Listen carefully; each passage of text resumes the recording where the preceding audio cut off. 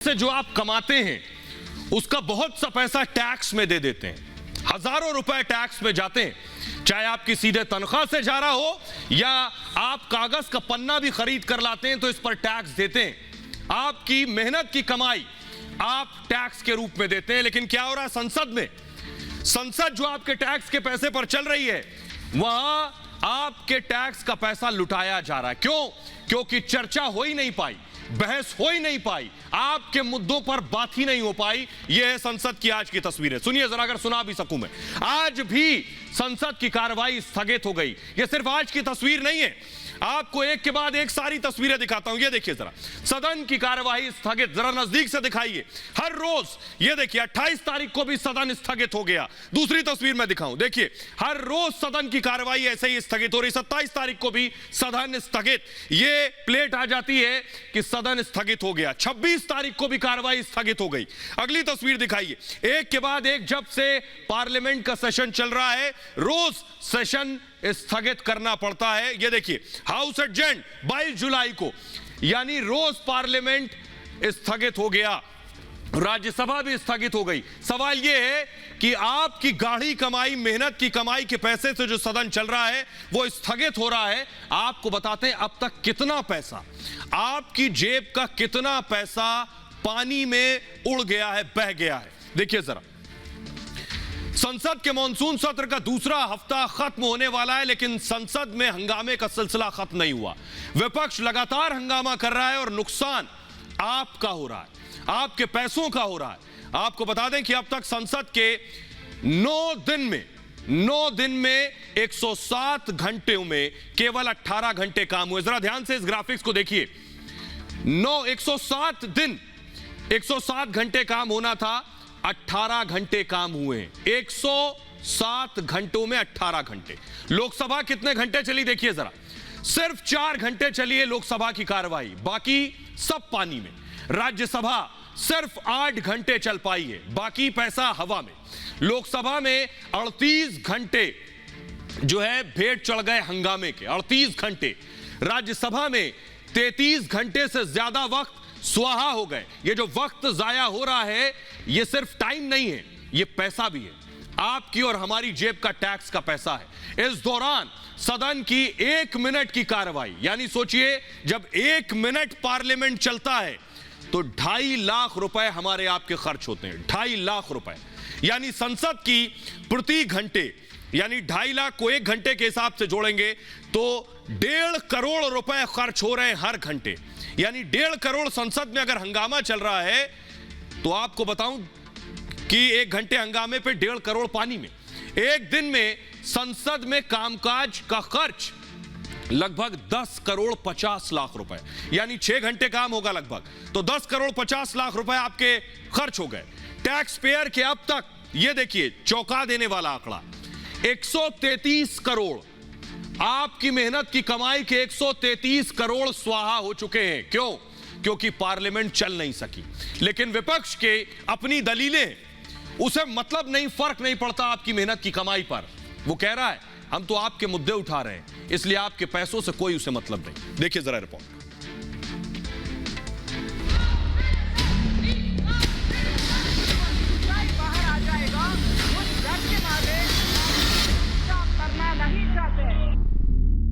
जनता की कमाई क्यों लुटाई? देश की जनता ने आपको चुनकर भेजा है। मेरा आपसे आग्रह है कि लगातार 2 सप्ताह से सदन की कार्रवाई बाधित हो रही है। उसके कारण करोड़ों रुपया देश की जनता का खर्च हो रहा है।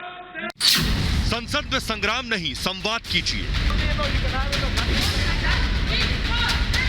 मंगलवार दिनांक 3 अगस्त 2021 को प्रातः 11 बजे तक के लिए स्थगित की जाती है। लोकतंत्र का मंदिर कहे जाने वाले संसद में 19 जुलाई से मॉनसून सत्र शुरू हुआ, लेकिन इस सबसे बड़ी पंचायत में कामकाज हुआ सिर्फ 18 घंटे, यानी 107 घंटे का संसद का कामकाज बर्बाद हो गया। सब कुछ करो, शुरुआत करो पेगासस मुद्दे पे, हमें क्या इसमें कसूर था आप बोलो। कांग्रेस अपनी आवाज को विपक्ष की आवाज बता करके और विपक्ष की जो सकारात्मक आवाज है उसको भी जो है वो अगर जिस तरह से अगवा करना चाहती है, उसको हाईजैक करना चाहती है, उनसे अपना घर संभल नहीं रहा है और दिल्ली में जो है वो विपक्ष के चौधरी बनने के चक्कर में घूम रहे हैं।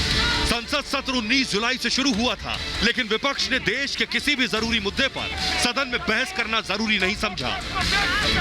ये सदन खुलते ही बस एक ही तस्वीर उभर कर सामने आती रही। जैसे ही कोरोना पे बहस आई, हमने हाउस चलाया, हमने सबने बहस की। अब ये मनमानी करके सिर्फ देश विरोधी बिलों को ही पास करना चाहते हैं, तो वो तो सदन नहीं है। चाहिए करना देना चाहते नहीं है, नहीं तो नोटिस एक्सेप्ट करें, चर्चा बढ़ेगी और हाउस चलेगा।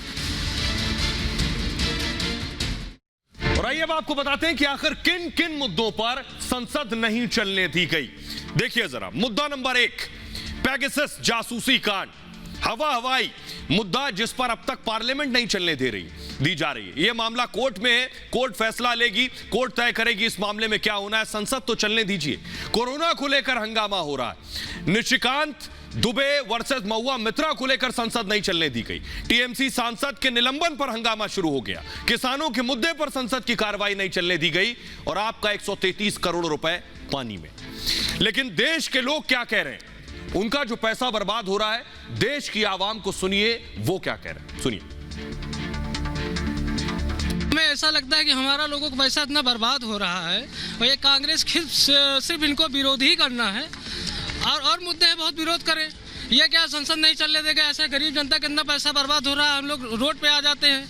ऐसे थोड़ी आप संसद भवन में तो अपनी बात रखिए। आप हंगामे से मतलब अपनी बात छुपाई जाती है और बहस से मुद्दे की बात होती है ना। बात मुद्दे की जाए ना कि बहस की जाए। और आइए अब आपको दिखाते हैं कि कैसे योगी आदित्यनाथ के खिलाफ अखिलेश यादव ने सीधे ऐलानिया किया है कि एक हो जाओ योगी को हराना है। तो अखिलेश ने बाकायदा एक इंटरव्यू में कहा योगी के खिलाफ सपा, बसपा और बाकी दलों को एक हो जाना चाहिए। क्या योगी के खिलाफ महागठबंधन बनेगा? क्या समाजवादी पार्टी, कांग्रेस और बहुजन समाज पार्टी एक साथ आएंगी? क्या बुआ, भतीजे और जो यूपी के लड़के थे ये फिर से एक साथ आएंगे? सवाल यही है, योगी को हराने के लिए ही सही। यूपी के लोग क्या कह रहे हैं आपको सुनवाएंगे, आंकड़े क्या कह रहे हैं जीत हार पर वो आपको बताएंगे। उससे पहले रिपोर्ट देखिए।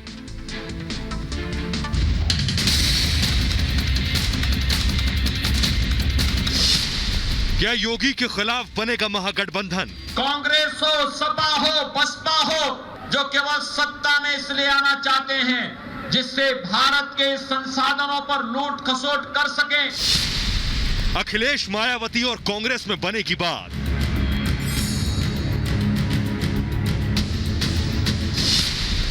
चुनाव से पहले ही विपक्ष को हार का डर।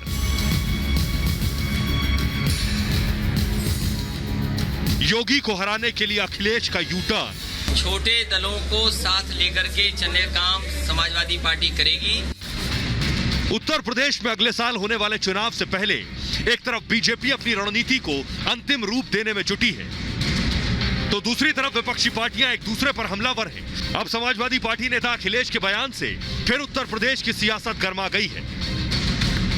बड़ा सवाल यह कि योगी के खिलाफ क्या यूपी में महागठबंधन संभव है? पहले भी 2 मौकों पर यह दल बीजेपी के खिलाफ गठबंधन बना चुके हैं, लेकिन तब भी बीजेपी को इसका फायदा हुआ था। लेकिन हाल में तीनों ही दलों ने गठबंधन को लेकर कोई दिलचस्पी नहीं दिखाई। समाजवादी पार्टी ने ये फैसला किया है कि बड़े दलों से गठबंधन नहीं होगा, छोटे दलों को साथ लेकर के चलने का काम समाजवादी पार्टी करेगी। इसके साथ ही ओवैसी और राजभर भी अलग गठबंधन के साथ यूपी चुनाव में खेला करने की तैयारी कर रहे हैं। एक बात याद रखिए, उत्तर प्रदेश में MY कॉम्बिनेशन नहीं चलेगा, A to Z अलायंस चलेगा बस। अब एक बार फिर अखिलेश ने यूपी में महागठबंधन को लेकर बयान दिया है, तो बड़ा सवाल यही है कि क्या योगी के खिलाफ तीनों दल अपनी जिद और महत्वाकांक्षा को छोड़कर एक साथ आ पाएंगे? अखिलेश यादव को अब अंदाजा हो रहा है कि कितना मुश्किल है अकेले योगी से लड़ना, इसलिए सबको साथ आना होगा। अखिलेश यादव ने क्या कहा इंटरव्यू में, आइए अब आपको बताते हैं। अखिलेश यादव का कहना है छोटे दलों के साथ गठबंधन को तैयार हैं, चुनाव से पहले गठबंधन क्यों तैयार है, कांग्रेस और बीएसपी किसकी तरफ हैं, दोनों दल सपा पर हमले क्यों कर रहे हैं, उनकी लड़ाई बीजेपी से है या सपा से है, बीजेपी को हराने के लिए सभी को एक साथ आ जाना चाहिए, यह कहना है अखिलेश यादव का। सभी मतलब क्या वो फिर से बुआ की तरफ हाथ बढ़ा रहे हैं, वो फिर से राहुल गांधी की तरफ हाथ बढ़ा रहे हैं। आइए अब आपको तस्वीरें दिखाते हैं।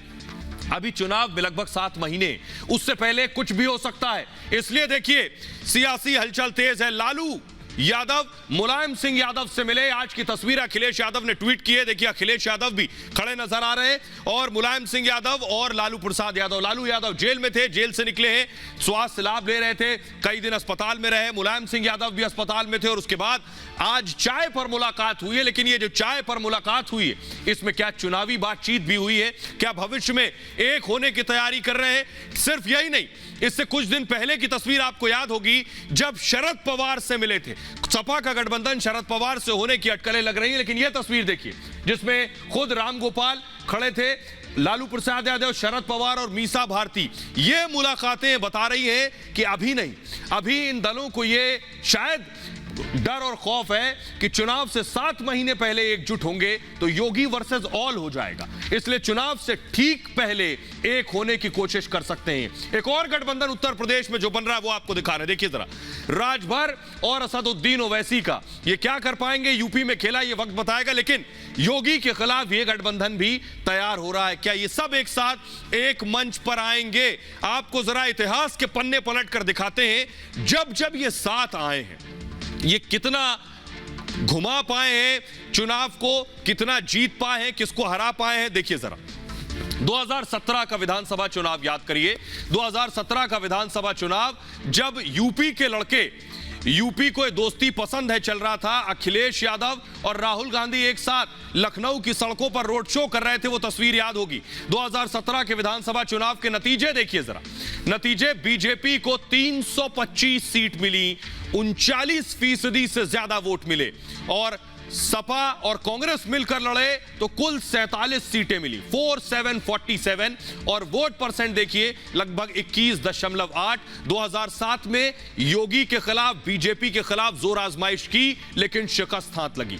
आगे बढ़िए, 2 साल बाद फिर चुनाव हुए लोकसभा के। 2019 में अखिलेश ने पाला बदल लिया, राहुल का हाथ छोड़ दिया और हाथी पर सवार हो गए। देखिए जरा 2019 में क्या हुआ, 80 सीटें लोकसभा की हैं, 80 में से 62 सीटें मिली बीजेपी को और वोट परसेंटेज 49.98, यानी लगभग 50% वोट बीजेपी को मिला, और सपा बसपा मिलकर लड़े तब 37.54% वोट मिला है, और सीटें सिर्फ 15 सीटें आई हैं। यानी अखिलेश राहुल के साथ भी लड़कर देख चुके हैं और बहन जी के साथ भी लड़कर देख चुके हैं, बुआ के साथ भी, लेकिन जीत हासिल नहीं हुई। इसलिए अगर एक बार फिर से वो अपील कर रहे हैं कि योगी के खिलाफ साथ आ जाओ, तो जमीन पर कितना फायदा होगा ये आने वाला वक्त बताएगा। लेकिन आपको बताते हैं जमीन पर मौजूद लोग क्या कह रहे हैं, ऐसे गठबंधन को स्वीकार करेंगे, जरा उन्हें सुनिए। पिछले चुनाव में गठबंधन किया गया, उसके बाद नतीजा ये निकला कि औंधे मुंह सब सरकारें जा गिरी। पहली सरकार में अगर वो ऐसे काम करते तो शायद योगी जी आते ही नहीं। सभी सरकार जैसी जनता है वैसी सरकार है, आपको लगता है ना? अगर जनता सही है, अगर आप जनता सही वोट देंगी तो फिर गवर्नमेंट भी वही आएगी। अखिलेश जी का कहना है कि सभी पार्टियां एक हो जाएं यूपी से बीजेपी को हराने के लिए। ये तो छवि पार्टियों के ऊपर होती है कि किस तरीके से किसका कार्य रहा है, जनता तो उसी हिसाब से बोल रही है। हम चाहते हैं कि अखिलेश यादव आए, क्योंकि उनका काम पहले भी अच्छा था। दलों को मिलकर उनको हराना है तो उनको हराना है, जिसने अपनी नींव झूठ के उसमें रखी है। तो योगी के खिलाफ क्या महागठबंधन बनेगा ये वक्त बताएगा, लेकिन आपको दिखाने जा रहे हैं योगी राज में अपराधियों पर कैसे धाए धाए हो रहा है। योगी राज में अपराधी बख्शे नहीं जा रहे। 4 एनकाउंटर, 24 घंटे में 4 एनकाउंटर, एक दिन में 4 एनकाउंटर यूपी में हुए। पहली तस्वीर देखिए जरा, चंदौली की तस्वीर हम आपको दिखा रहे हैं, एनकाउंटर की एक तस्वीर। दूसरी तस्वीर जरा मैं दिखाऊं एनकाउंटर की, यह है एनकाउंटर की दूसरी तस्वीर। एक रात में 4 एनकाउंटर हुए। ये देखिए बुलेट का निशान हम आपको दिखा रहे हैं, गोली का निशान साइड मिरर पर लगा हुआ है। पुलिस मौके पर पहुंची। तीसरी तस्वीर अगर मैं दिखाऊं, ये देखिए, ये तीसरी तस्वीर जहां मुठभेड़ हुई उसकी जगह जहां पिस्टल पड़ी थी वहां देखिए पूरा निशान, पूरा स्केच बनाया गया है। पूरे घटना स्थल को, जो मौका वारदात थी उसे कोऑर्डिनेट कर दिया गया है और जो वहां सबूत थे, जो पिस्तौल, जो बंदूक मिली, उसे उठाया जा रहा है। ये चौथी तस्वीर अगर मैं दिखाऊं आपको, एनकाउंटर की चौथी तस्वीरें देखिए। मुठभेड़ में एक बदमाश गिराया गया। फुल स्क्रीन अगर ये तस्वीरें मैं दिखाऊं, योगी राज में ये एनकाउंटर हुआ है और ये तस्वीरें हम आपको दिखा रहे हैं, एनकाउंटर की तस्वीरें। और ये देखिए पिस्टल आप देख रहे हैं लाल घेरे में। तो योगी राज में ये एनकाउंटर सिर्फ 24 घंटे में 4 एनकाउंटर हुए। अपराधियों में खौफ का आलम क्या है ये आपको दिखाएंगे, पहले रिपोर्ट देखिए।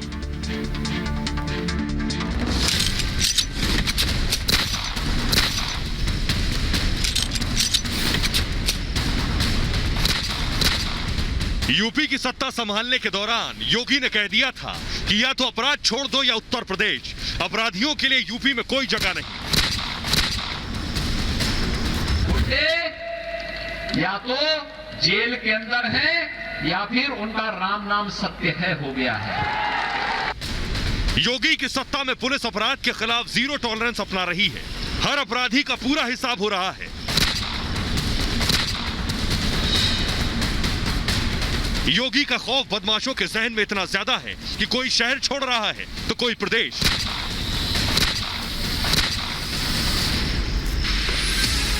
और इन सब के बीच जो फिर भी सुधरने के लिए तैयार नहीं, उनके लिए यूपी पुलिस मुस्तैदी के साथ तैयार है। यूपी में योगी सरकार बनने से अब तक 100 से ज्यादा अपराधियों को पुलिस ने ढेर कर दिया है। ये तस्वीरें यूपी के चंदौली की हैं, जहां पर एक ही रात में 3 जगहों पर पुलिस की गोलियों की तड़तड़ाहट सुनाई दी।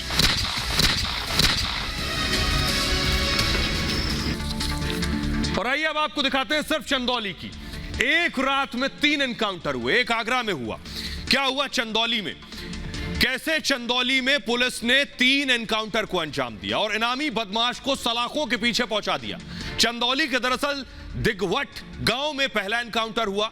पुलिस और बदमाशों के बीच रात 12 बजे के करीब मुठभेड़ हुई। चेकिंग के दौरान हुआ क्या कि पुलिस ने 2 बाइक पर 4 बदमाश को देखा। जब बदमाशों को रोकने की कोशिश की तो उन्होंने पुलिस पर फायरिंग शुरू कर दी और इस पर पुलिस ने जवाबी कार्रवाई की, जिसमें एक बदमाश घायल हो गया। इस दौरान बाकी बदमाश मौके से फरार हो गए और इसके बाद सकलडीहा इलाके में दूसरी मुठभेड़ हुई। दोनों तरफ से गोलीबारी हुई, जिसके बाद फरार बदमाशों में से एक को गिरफ्तार कर लिया गया और इसके बाद और 2 बदमाश बचे थे।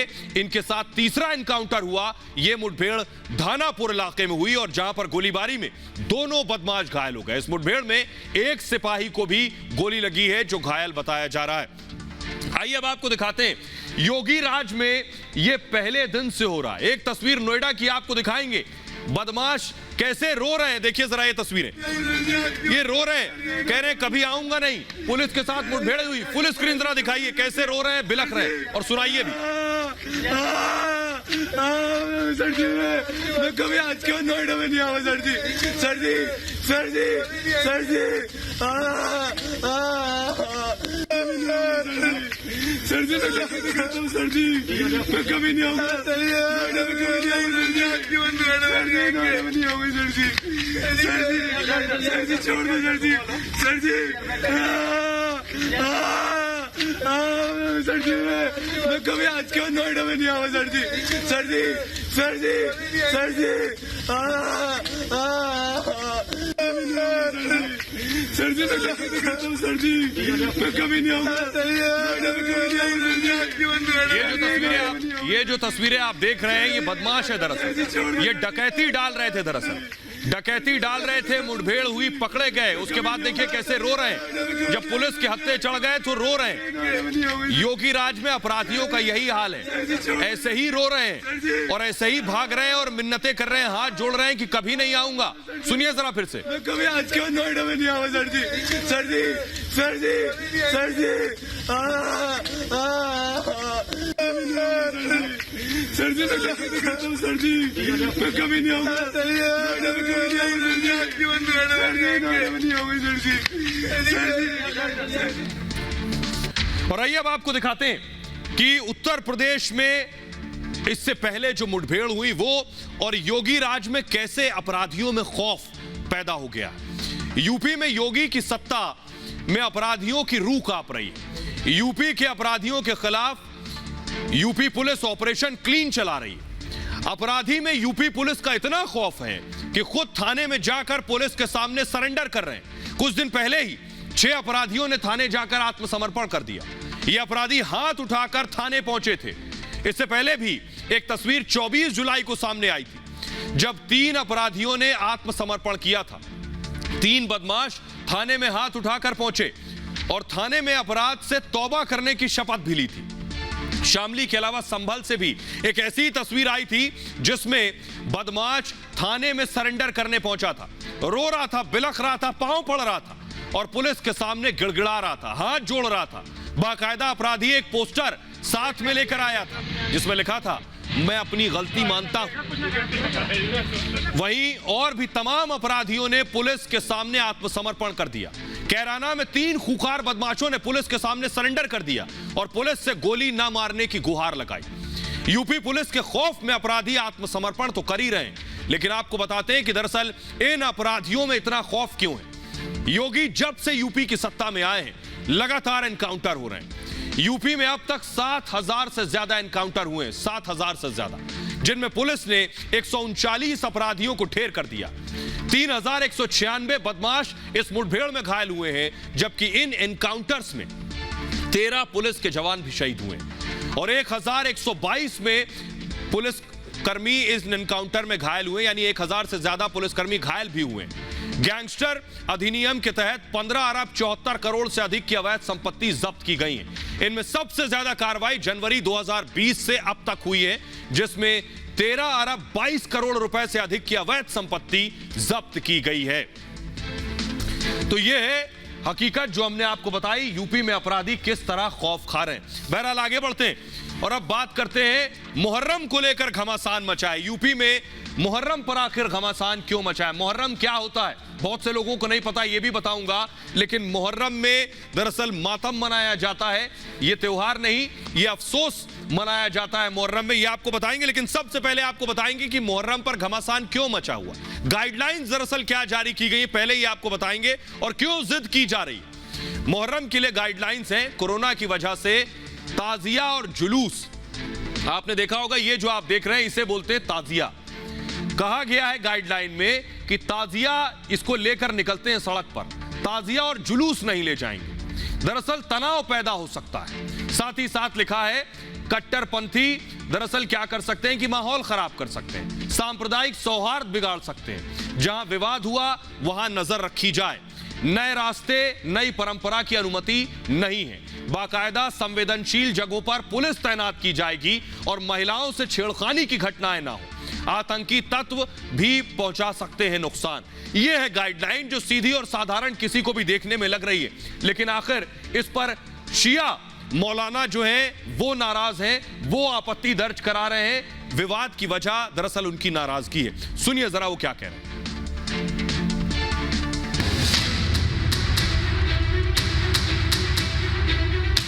उत्तर प्रदेश में मुहर्रम पर महाभारत शुरू हो गई। एक तरफ पुलिस की गाइडलाइंस हैं, तो दूसरी तरफ शिया धर्मगुरु। लेकिन ये जो गाइडलाइन के नाम से बयान दिया डीजीपी साहब ने, इस पे गाइडलाइन तो नहीं है, बल्कि ये शियों को उन्होंने गालियां दी हैं इसमें, और उसमें झूठे इल्जाम का पलंदा है ये, बल्कि एक झूठी चार्जशीट है ये, गाइडलाइन नहीं। गाइडलाइन तो हमेशा आपने पाबंदी की गाइडलाइन। दरअसल यूपी पुलिस ने मुहर्रम को देखते हुए गाइडलाइन जारी की थी। मकसद था कोरोना कंट्रोल बरकरार रखना। जो भी गाइडलाइन मुहर्रम को लेकर जारी की गई है वो वही गाइडलाइन है जो पहले के सालों में भी जारी की जाती रही हैं। जो भी चीज़ें इसमें लिखी गई हैं वो असामाजिक तत्वों के विरुद्ध कार्रवाई करने के लिए लिखा गया है तथा उनके द्वारा सांप्रदायिक या सामाजिक सौहार्द न बिगड़ने पाए इसके लिए निर्देश दिए गए हैं। लेकिन शिया धर्मगुरुओं ने गाइडलाइन पर कड़ा एतराज जताया। मुहर्रम त्योहार नहीं है, मुहर्रम गम का महीना है। ऑल इंडिया शिया फैसला बोर्ड इस पूरी गाइडलाइन का भरपूर तरीके से विरोध करता है। आगे बढ़े, आपको बताएं आखिर बवाल किस पर है। पहले ये जान लीजिए मुहर्रम होता क्या है। ज्यादातर लोगों को यही नहीं पता मुहर्रम होता क्या है। ये इस्लामिक कैलेंडर का पहला महीना होता है मुहर्रम। इसके अलावा 4 पवित्र महीनों में से एक होता है ये मुहर्रम। शिया मुसलमान इसे मनाते हैं, सुन्नी नहीं, शिया मुसलमान मनाते हैं। इमाम हुसैन की शहादत को याद करते हैं। इमाम हुसैन की शहादत हुई थी, उन्हें याद करते हैं। इमाम हुसैन प्रोफेट, जो पैगंबर मोहम्मद थे, उनके नाती थे। करबला की जंग में वो शहीद हो गए थे और शिया मुसलमान गम में मातम करते हैं। इसी को मुहर्रम कहते हैं। आइए अब आपको बता रहे हैं कि सवाल यह है कि जब सभी त्योहारों पर इसी तरह से पाबंदी थी तो आखिर मुहर्रम पर छूट क्यों दी जाए। सवाल यही सबसे बड़ा है। कोरोना काल में लगभग 2 साल से ज्यादा का वक्त हो चुका है। कोरोना की 2 लहर कहर बरपा चुकी है। इस दौरान कई त्योहार आए और उनके लिए गाइडलाइंस जारी की गई। हाल ही में बात करें तो कांवड़ यात्रा पर उत्तर प्रदेश सरकार ने रोक लगाई और उसके लिए गाइडलाइंस भी जारी की। योगी सरकार ने कोरोना को देखते हुए रोक का आदेश जारी किया। इस दौरान उत्तर प्रदेश और हरिद्वार से कई लोगों को कांवड़ के साथ बाकायदा गिरफ्तार भी किया गया। नतीजा यह हुआ कि यूपी में कोरोना की रफ्तार नहीं बढ़ी। सोचिए, लोगों की गिरफ्तारी हुई, क्या कहीं हल्ला हुआ? क्या किसी ने कहा कि हमें मजहब को मानने में रोका जा रहा है? त्योहार में कोरोना किस तरह फैला, उससे कितना नुकसान होता है, इसकी सबसे बड़ी और ताजा मिसाल कहां है? केरल, जहां कोरोना गाइडलाइंस की अनदेखी करते हुए बकरीद का त्योहार मनाने की इजाजत दे दी गई। नतीजा, कोरोना के केसेस हजारों में पहुंच गए। केरल में एक बार फिर कोरोना विस्फोट शुरू हो गया, जबकि केरल में उस वक्त 31.5 लाख से ज्यादा मरीज थे कोरोना के। 1,21,000 एक्टिव केस थे। 1,21,000 एक्टिव केस, 15,408 लोगों की मौत हो चुकी थी। केरल में संक्रमण दर 12%, यानी 100 टेस्ट कोरोना के हो रहे हैं, RT-PCR तो 12 लोग पॉजिटिव निकल रहे हैं। सुप्रीम कोर्ट ने केरल सरकार को बाकायदा फटकार लगाई। आइए अब आपको बताते हैं कि शिया समुदाय को अब आपत्ति क्या है। योगी की पुलिस के फैसले पर क्या आपत्ति है, यह समझिए। उनकी आपत्ति किस बिंदु पर है? उनकी आपत्ति है उस लेटर के एक बिंदु पर उन्हें एतराज है, जो चौथा पॉइंट है, यानी जो पूरी चिट्ठी है उसमें जो चौथा कॉलम है उस पर आपत्ति है। उसमें क्या लिखा है यह आपको बताएंगे।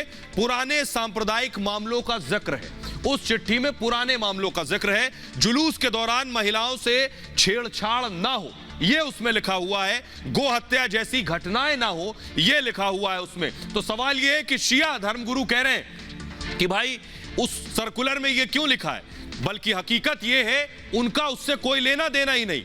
उनके लिए वो चिट्ठी थी नहीं, वो जो चिट्ठी थी वो बाकायदा सिर्फ और सिर्फ पुलिस महकमे के लिए थी। वो कोई सर्कुलर नहीं था, वो एक गुप्त और गोपनीय चिट्ठी थी। आपको चिट्ठी दिखाने जा रहे हैं, देखिए जरा उस चिट्ठी को ध्यान से देखिए, कैसे बात का बतंगड़ बना दिया गया। ध्यान से देखिए इस चिट्ठी को, इसमें जो चीजें मैंने उभारी हैं उसमें साफ साफ पीले रंग में आप देखिए लिखा हुआ है समस्त पुलिस आयुक्त। इसके अलावा अति गोपनीय चिट्ठी। विषय अगर आप ध्यान से पढ़ पाएं तो विषय में भी साफ साफ लिखा हुआ है कि ये जो चीजें हैं ये शासन प्रशासन के लिए, प्रशासन को सुरक्षा मुहैया करानी है, उस संदर्भ में चिट्ठी लिखी गई। और चिट्ठी में जो चौथा कॉलम है जिस पे आपत्ति है वो सिर्फ और सिर्फ पुलिस के लिए कि गौवंश के जरिए, गौवंश की हत्या के जरिए कहीं माहौल न खराब कर दिया जाए, किसी महिला से छेड़खानी के जरिए कहीं माहौल न खराब कर दिया जाए। ये सिर्फ और सिर्फ पुलिस के लिए लिखा गया है जिससे वो आपको सुरक्षा दे पाए। इसका किसी भी आम इंसान से कोई लेना देना नहीं, तो बेवजह का यह विवाद है। बहरहाल आगे बढ़ते हैं और अब आपको बताते हैं कि देश कैसे मोर मांग रहा है। जी हां, दिल मांगे मोर। जिस तरह से भारतीय खिलाड़ी ओलंपिक में प्रदर्शन कर रहे हैं, पूरा देश खड़ा होकर उन्हें सलाम कर रहा है। एक के बाद एक जो तस्वीरें आ रही हैं, तस्वीरें आपको याद है, भारतीय हॉकी टीम सेमीफाइनल में पहुंची और कैसे क्वार्टर फाइनल में ग्रेट ब्रिटेन को शिकस्त दी और दशकों बाद ये टीम पहुंची है सेमीफाइनल में। तस्वीरें अब आपको दिखाने जा रहा हूं कैसे जब ये जब हुआ, ये जब जीत, ऐतिहासिक जीत भारत को मिली, कि कैसे कमेंटेटर रो पड़े, जो कमेंट्री कर रहे थे वो रो पड़े। जरा देखिए फुल स्क्रीन ये तस्वीर। की गति से बीट हो गए लम्हे हैं, बधाई के लम्हे हैं। भारत ने ग्रेट ब्रिटेन को हराया है। एस्ट्रो टर्फ वाली हॉकी में ओलंपिक्स में खेलते हुए पहली बार हराया है और 1972 के बाद पहली बार सेमीफाइनल में जगह बना ली है। मेरे पास भी शब्द नहीं रहे सुनील, कुछ कहने को रहा नहीं। दशक बीत गए, 40 साल हो गए, सेमीफाइनल में भारत नहीं खेला है। जी हाँ, ये सच है, भारत सेमीफाइनल में प्रवेश कर चुका है ओलंपिक खेलों के। टोक्यो 2020 के सेमीफाइनल लाइनअप में आखिरी टीम होगी भारतीय मेंस हॉकी टीम। तो आप सुन रहे थे, कमेंटेटर रो रहे थे, पहली बार फूट फूट कर रो रहे थे। क्यों? क्योंकि दशकों बाद भारत हॉकी के सेमीफाइनल में पहुंचा। बड़ी चीज जो मैं आपको दिखाने जा रहा हूं, हॉकी ने कैसे दिल जीत लिया। 49 साल बाद ओलंपिक सेमीफाइनल में पहुंचा भारत। 1980 में आखिरी बार हॉकी में मेडल मिला था। 1980 में, सोचिए जरा, सेमीफाइनल में विश्व चैंपियन बेल्जियम से टक्कर होगी। बेल्जियम से भारत ने हॉकी में 8 गोल्ड सहित 11 मेडल जीते हैं। भारत का ताज हॉकी है, इसीलिए राष्ट्रीय खेल है हॉकी। तो सिर्फ यह तस्वीर नहीं, आइए अब आपको दिखाते हैं महिला हॉकी। महिला हॉकी ने भी कमाल किया है, सिर्फ पुरुष हॉकी नहीं, महिला भी हॉकी सेमीफाइनल में पहुंची है। नवीन पटनायक की तस्वीर है, ये देखिए। नवीन पटनायक जो कि खुद उड़ीसा के मुख्यमंत्री है, फुल स्क्रीन तरह एम्बियंस के साथ दिखाऊं, देखिए ताली बजा रहे हैं। उड़ीसा के मुख्यमंत्री महिला हॉकी को देख रहे थे और उस दौरान खड़े होकर जीतने के बाद, अगर मैं एम्बियंस सुना सकूं, खड़े होकर जीतने के बाद